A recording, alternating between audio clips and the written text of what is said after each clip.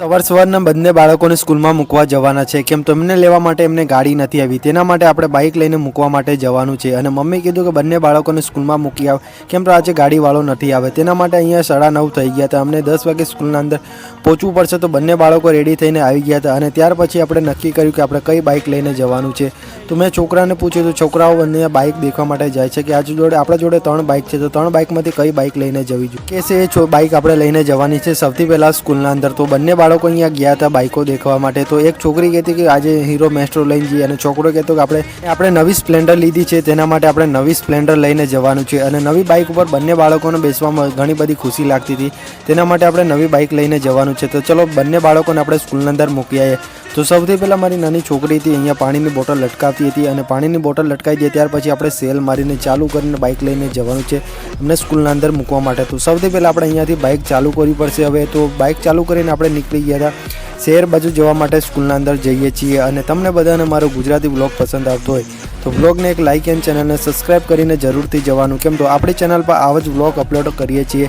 અને મારી ફેસબુકના લિંકની પેજની તમને ડિસ્ક્રિપ્શન બોક્સમાં મળી જશે તો પેજને પણ જરૂરથી ફોલો કરીને જવાનું અને આપણી ચેનલ પર આપણે નવા બ્લોગ પણ અપલોડ કરવાની કોશિશ પણ કરીએ છીએ અત્યારે આપણે કંઈ ફરવા જવા નહીં મળતું તેના માટે આપણે જૂના બ્લોગ અપલોડ